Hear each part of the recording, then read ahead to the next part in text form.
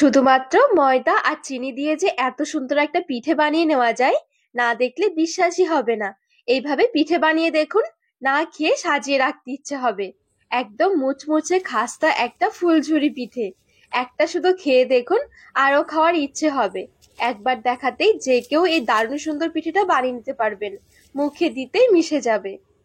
নমস্কার বন্ধুরা, নতুন একটা পর্ব দেখার জন্য আপনাদের সকলকে স্বাগত জানাই। আজকে শুধুমাত্র ময়দা আর একটু চিনি দিয়ে ভীষণ মজার মুচমুচে খাস্তা একটা ফুলঝুরি পিঠে বানিয়ে দেখাবো। হঠাৎ করে মিষ্টি কিছু খেতে ইচ্ছে করলে ঝটপট তৈরি করে নিতে পারেন। খেতে দারুণ লাগে আর বানানো একদমই সহজ। তো চলুন, আশা করছি রেসিপিটি আপনাদের অনেক ভালো লাগবে। ফুলঝুরি পিঠে তৈরি করার জন্য সবার প্রথমে একটা ডো মেখে নেব। 2 কাপ নিয়ে নিচ্ছি ময়দা।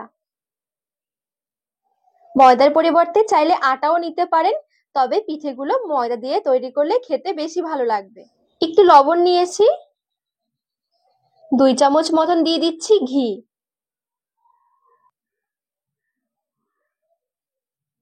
এবারে ময়দাটাকে একটু ভালো করে ময়াম দিয়ে নিতে হবে।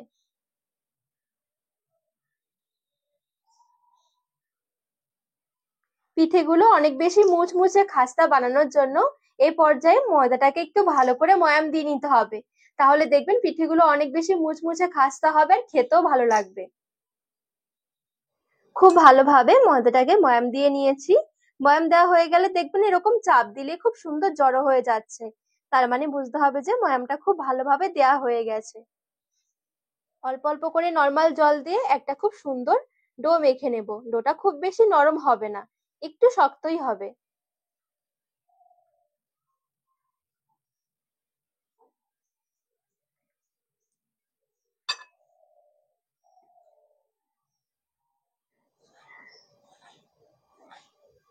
তো এই দেখুন, এখানে আমি ডোটা খুব সুন্দরভাবে মেখে নিয়েছি। একটু শক্ত করে মাখাতে হবে, এটা রেস্টে রাখার পর একটু সফট হয়ে যাবে। 10 মিনিটের জন্য ঢেকে এক সাইডে রেখে দেব। ডোটা রেস্ট হতে হতে এদিকে পিঠের জন্য একটা চিনির রস বানিয়ে নেব। 1 কাপ নিয়ে নিয়েছি চিনি, কড়াইয়ের মধ্যে নিয়ে নিচ্ছি। দারুণ সুন্দর একটা ফ্লেভারের জন্য 4টে এলাচ একটু ফাটিয়ে দিয়ে দিলাম। 1 কাপ চিনির জন্য হাফ কাপ দিয়ে দিচ্ছি জল। চিনির রসটা একটু ঘন হবে, নেড়ে ছেড়ে ভালো করে চিনিগুলো গলিয়ে নেব। এখানে 1 তারের একটা চিনির রস বানিয়ে নিতে হবে। এখানে চিনি গলে গিয়ে খুব সুন্দরভাবে দেখুন ফুটে উঠেছে চিনির রসটা। আর এই পর্যায়ে চিনির রসটা হাতে নিয়ে ধরলে দেখবেন হালকা দেখবেন এরকম তার হতে শুরু করবে। তারটা কিন্তু খুব বেশি মোটা নয়, একদম হালকা একটা তার হবে।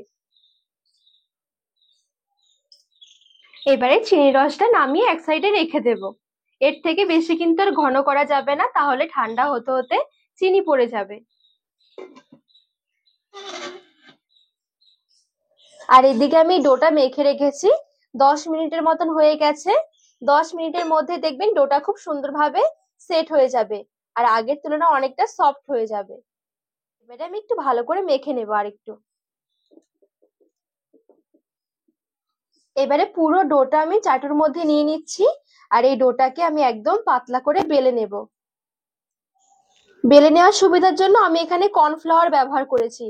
হাতের কাছে কর্নফ্লাওয়ারটা থাকলে কর্নফ্লাওয়ার দিয়ে বেলানোর চেষ্টা করবেন, তাহলে দেখবেন অনেক সুন্দর হবে।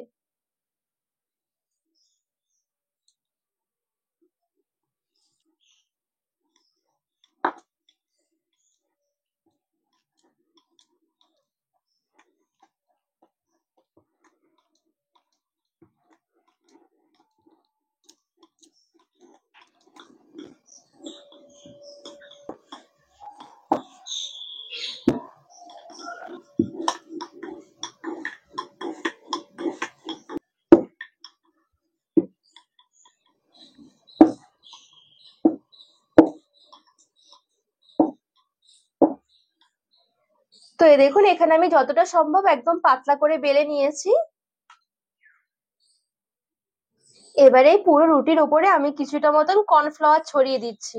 কর্নফ্লাওয়ারটাকে ভালোভাবে এরকম চারিদিকে লাগিয়ে নিতে হবে।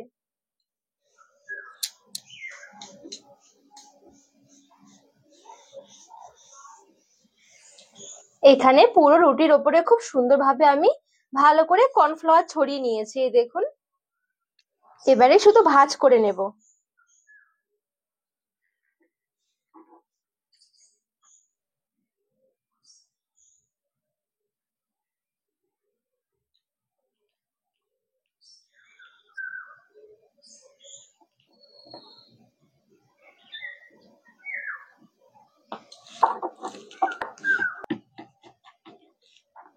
এই ভাঁজের ওপরও আমি একটু কর্নফ্লাওয়ার ছড়িয়ে দিচ্ছি।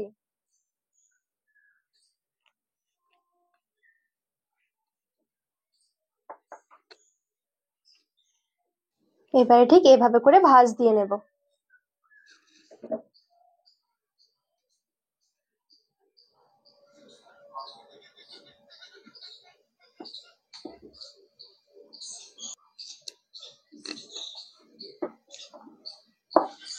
তো এই দেখুন খুব সুন্দরভাবে এখানে ভাঁজ দিয়ে এরকম একটা ডোয়ের মতন বানিয়ে নিয়েছি। আবারও অল্প একটু কর্নফ্লাওয়ার ছড়িয়ে বেলে নেব।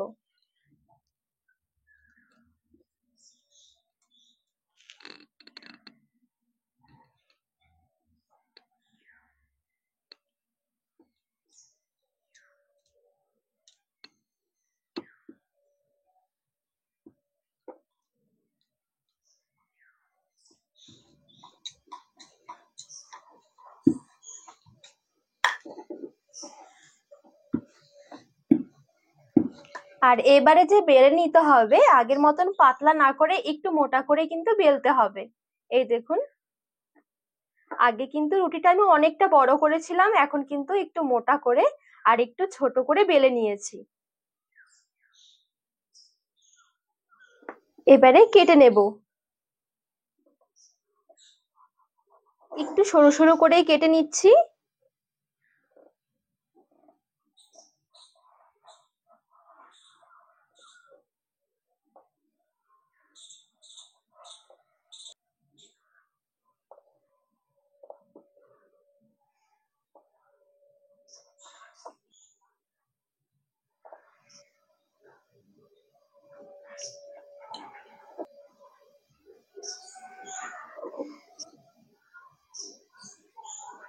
আর এই সাইড গুলো কিন্তু কেটে বাদ দিয়ে দিতে হবে।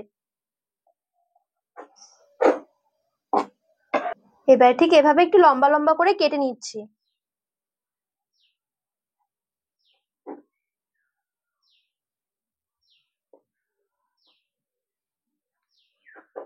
তো এই দেখুন ঠিক এইভাবে করে আমি কেটে কেটে নিয়েছি।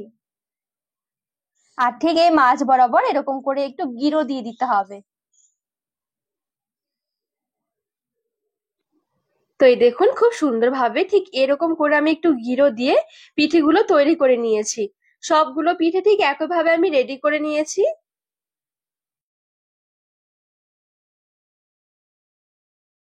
এবারে কড়াই বসে কিছুটা তেল আমি গরম করে নেব।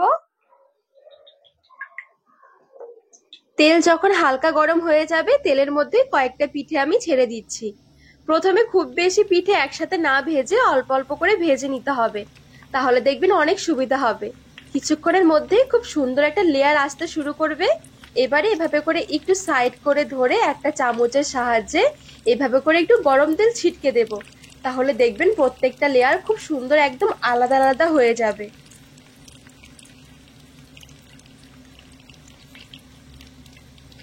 এই পর্যায়ে কিন্তু গ্যাসের আঁচটা একদমই হালকা রেখে দিতে হবে, তা না হলে কিন্তু লেয়ার গুলো খুব সুন্দর একটা আসবে না। তো এখানে আমি 3টে পিঠে একসাথে দিয়েছি, ঠিক 3টে পিঠেরই এভাবে করে একটু তেল ছিটকে দিতে হবে।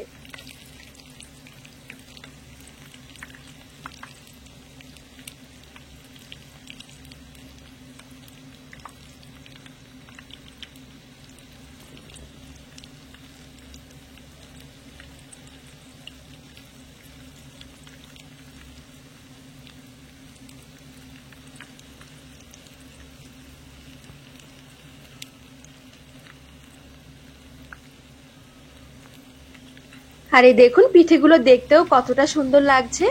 যেহেতু কর্নফ্লাওয়ার দেওয়া রয়েছে খুবই অল্প সময়ের মধ্যে পিঠেগুলো ভাজা হয়ে যাবে। এরকম একটা হালকা একটা কালার আসলে কিন্তু তেল ঝরিয়ে তুলে নিতে হবে, এর থেকে বেশি আর ভাজবো না।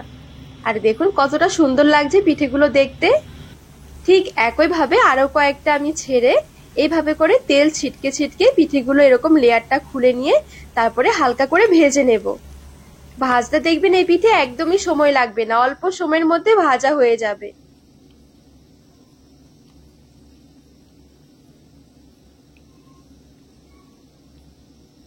সবগুলো পিঠে মোটামুটি আমি খুব সুন্দরভাবে ভেজে নিয়েছি। ভালোভাবে তেলটা ঝরিয়ে নিতে হবে, না হলে কিন্তু তেল থেকে যাবে। তো এখানে পিঠেগুলো ভেজে একটা প্লেটের মধ্যে তুলে নিচ্ছি। সবগুলো পিঠে খুব সুন্দরভাবে ভেজে তুলে নিয়েছি। হালকা যখন একটু ঠান্ডা হয়ে যাবে তখন এই পিঠেগুলো আগে থেকে রেডি করে রাখা চিনির রসের মধ্যে নিয়ে একটু চিনির রসটা কোট করে নিতে হবে। খুব বেশিক্ষণ ধরে চিনির রসের মধ্যে রাখতে হবে না, শুধুমাত্র একটু উল্টে পাল্টে মিশিয়ে নিলে হয়ে যাবে। আর এইভাবে তৈরি করবেন, দেখবেন পিঠেগুলো অনেক বেশি মুচমুচে থাকবে। অবশ্যই কিন্তু ভেজে তারপরে পিঠেগুলোকে একটু ঠান্ডা করে নিতে হবে, তাহলে দেখবেন অনেক বেশি সময় ধরে মুচমুচে থাকবে। আর চিনি রস থেকে তোলার সময় চিনি রসটাও ভালো করে কিন্তু ছেঁকে নিতে হবে। সবগুলো পিঠে আমি একটা প্লেটের মধ্যে তুলে নিয়ে সাজিয়ে নিয়েছি, ওপরে একটু চিনির রসও ছড়িয়ে দিলাম। আর দেখা সৌন্দর্যের জন্য একটুখানি সাদা তিল দিয়ে দিচ্ছি মাঝে মাঝে, দেখতে অনেকটা পুরো ফুলের মতন দেখাবে। তো রেডি হয়ে গেল মুচমুচে খাস্তা ফুলঝুরি পিঠে। একবার বানিয়ে দেখুন, দারুণ লাগবে পিঠেগুলো খেতে। এইভাবে পিঠেগুলো তৈরি করে কিন্তু রেখেও দিতে পারেন, মাস দুয়েকের মতন এমনিতেই ভালো থাকবে। অবশ্যই এয়ারটাইট কন্টেনারের মধ্যে ভরে রাখতে হবে।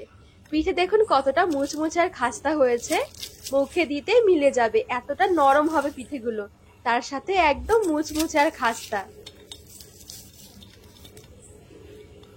তো বন্ধুরা, আজকে এই ফুলঝুরি পিঠে রেসিপি আপনাদের কেমন লেগেছে অবশ্যই কিন্তু কমেন্ট করে জানাবেন। আর রেসিপি ভালো লাগলে চ্যানেলটিকে সাবস্ক্রাইব করে পাশে থাকার অনুরোধ রইল।